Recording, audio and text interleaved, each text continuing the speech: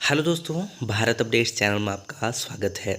और दोस्तों आज है 15 अगस्त 2022 और आज की 10 इम्पोर्टेंट अपडेट आप सभी के लिए लेकर यहाँ पर आ चुका हूँ। उससे पहले आज है 15 अगस्त, तो आप सभी को स्वतंत्रता दिवस की हार्दिक शुभकामनाएं। Happy independence day to all of you. और चलिए अभी शुरू करते हैं आज की अपडेट्स। तो पहली अपडेट से शुरू करते हैं। ये रही पहली अपडेट।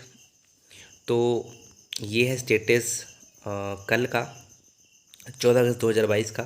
ठीक है, यहाँ पे 1139% जो है टेस्टेड हुए हैं। इनमें से 146 पॉजिटिव इनकी रिपोर्ट आई है, 217 रिकवर्ड यानी कि ठीक हुए हैं और 9% जो है यहाँ पे एडमिट हुए हैं। ओके, 10 पेशेंट डिस्चार्ज हुए हैं, यानी कि वहाँ से उनको डिस्चार्ज किया गया है। ठीक है, और 2952 एक्टिव केसेस अभी बचे हैं। टोटल केसेस जो हैं 2952 हैं। ओके, तो ये यहाँ पे दोस्तों अपडेट है। चलिए नेक्स्ट अपडेट ये रही। हमीरपुर कॉलेज में कल प्रकाशित होगी पीजी कक्षाओं की मेरिट लिस्ट। तो आज तक पीजी कक्षाओं में दाखिले लेने के लिए आवेदन कर सकते हैं विद्यार्थी। नेताजी सुभाष चंद्र बोस स्मारक राजकीय महाविद्यालय हमीरपुर में पीजी कक्षाओं की प्रथम मेरिट लिस्ट जो है 16 अगस्त को प्रकाशित की जाएगी। मेरिट में चयनित विद्यार्थियों की काउंसलिंग 17 और 18 अगस्त को होगी।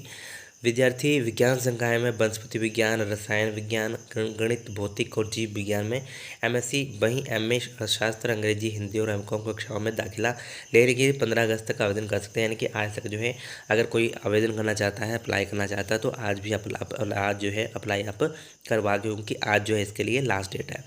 कल फिर जो है सभी पीजी के कक्षाओं के लिए जो है प्रवेश के लिए ली गई परीक्षा उत्तीर्ण करने वाले दाखिलों को ही दाखिला मिलेगा। और काउंसलिंग के बाद विद्यार्थियों के दस्तावेजों की जांच, प्रवेश प्रक्रिया के परिणाम, यूजी कक्षाओं के अंतिम परिणाम के आधार पर चयनित किया जाएगा। और 16 अगस्त को पीजी कक्षाओं की प्रथम मेरिट लिस्ट प्रकाशित होगी। 17 और 18 अगस्त को विद्यार्थियों की काउंसलिंग होगी। यह प्रक्रिया पूर्ण होने के उपरांत विद्यार्थियों को दाखिला दे दिया जाएगा।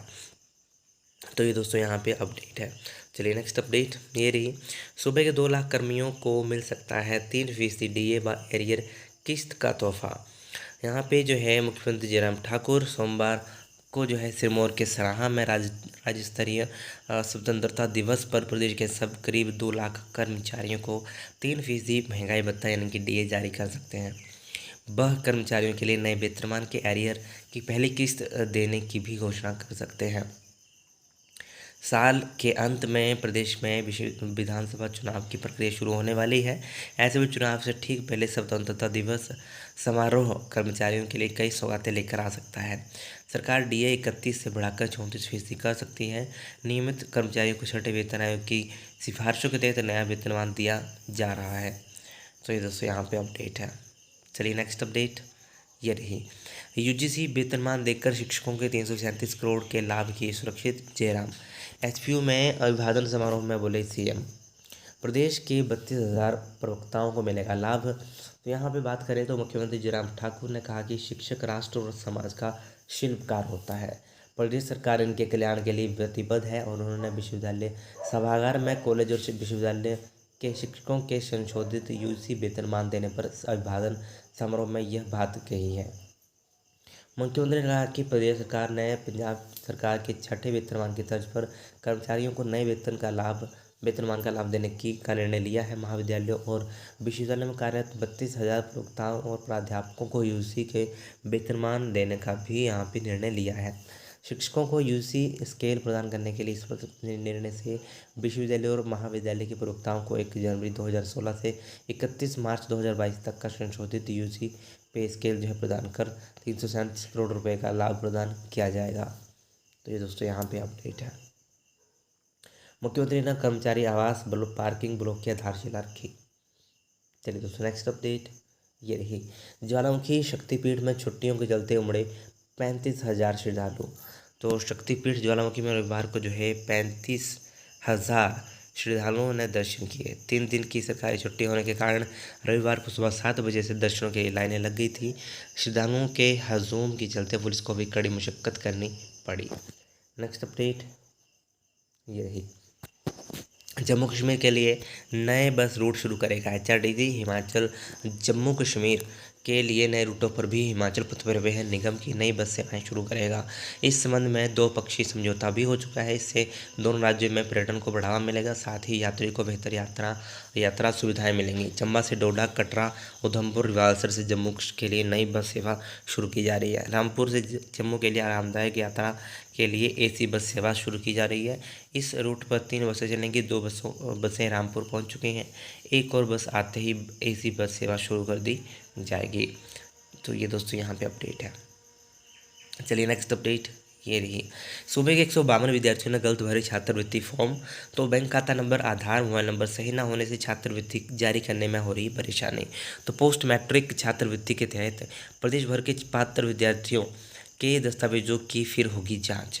केंद्र सरकार की ओर से छात्र संचालित पोस्ट मैट्रिक छात्रवृत्ति के लिए सूबे की शैक्षणिक सत्र 2021-22 के पात्र 468 विद्यार्थियों में से 152 ने गलत दस्तावेज भरे हैं। इससे शिक्षा विभाग के विद्यार्थियों के खाते में छात्रवृत्ति भेजने में परेशानी हो रही है। शिक्षा विभाग ने सभी विद्यार्थियों को 15 अगस्त तक सही दस्तावेज जमा करवाने को कहा है। निर्धारित समय सीमा के बाद छात्रवृत्ति आवेदनों के सुधार के लिए राष्ट्रीय छात्रवृत्ति पोर्टल पर सेवाएं स्वचालित रूप से NSP पर अक्षम हो जाएंगे और छात्रवृत्ति आवेदन अस्वीकार कर दिया जाएगा। प्रदेश उच्च शिक्षा विभाग और सामाजिक न्याय और अधिकारिता मंत्रालय भारत सरकार ने छात्रवृत्ति के आवेदनों में आवश्यक सुधार के लिए पर्याप्त अवसर दिए हैं। तो ये दोस्तों यहाँ पे अपडेट है। और पात्र विद्यार्थी को पढ़ाई के लिए 1 वर्ष तक 25,000 रुपये यहाँ पे दिए जाते हैं। ओके, तो ये दोस्तों आप यहाँ पे देख ही सकते हो। चलिए नेक्स्ट अपडेट ये रही। लाइब्रेरियन के पद ना बढ़ाए तो करेंगे चुनाव का बहिष्कार। संघ बोला 22 साल बाद 235 पद भरना ऊंट के मुंह में जीरा के समान। कहा पूर्व की धूमल सरकार के समय भरे गए थे लाइब्रेरियन के 200 पद। तो हिमाचल प्रदेश प्रशिक्षित बेरोजगार लाइब्रेरी संघ की बैठक महाराणा प्रताप भवन लव में जो है प्रदेश सचिव किशोरी लाल की अध्यक्षता में हुई। किशोरी लाल ने कहा कि 19 जुलाई 2019 की प्रदेश सरकार ने लाइब्रेरियों के 771 पद भरने का निर्णय लिया था। अब सरकार ने 235 पद भरने की कवायद शुरू कर दी है। संघ ने चेतावनी दिया कि अगर सरकार 235 की बजाय ज़्यादा पद भरने का निर्णय लेती है तो 20,000 प्रशिक्षित लाइब्रेरियन सम्मान सरकार का समर्थन करेंगे, अन्यथा चुनाव का बहिष्कार किया जाएगा। प्रदेश में जो है प्रशिक्षित लाइब्रेरियनों का आंकड़ा 20,000 को छू चुका है। सरकार 20 साल बाद लाइब्रेरियन के जो पद भर रही है वह ऊंट के मुंह में जीरा के समान है। तो ये दोस्तों यहाँ पे अपडेट है। चलिए नेक्स्ट अपडेट दोस्तों, HBD DLED से पहले एक अपडेट मैं आपको बता दूं कि जो B.Ed का रिज़ल्ट है, तो कल भी पूछ रहे थे कुछ कि B.Ed का रिज़ल्ट कब आएगा। तो 14 यानी कि कल लास्ट डेट थी आपके अप्लाई करने की।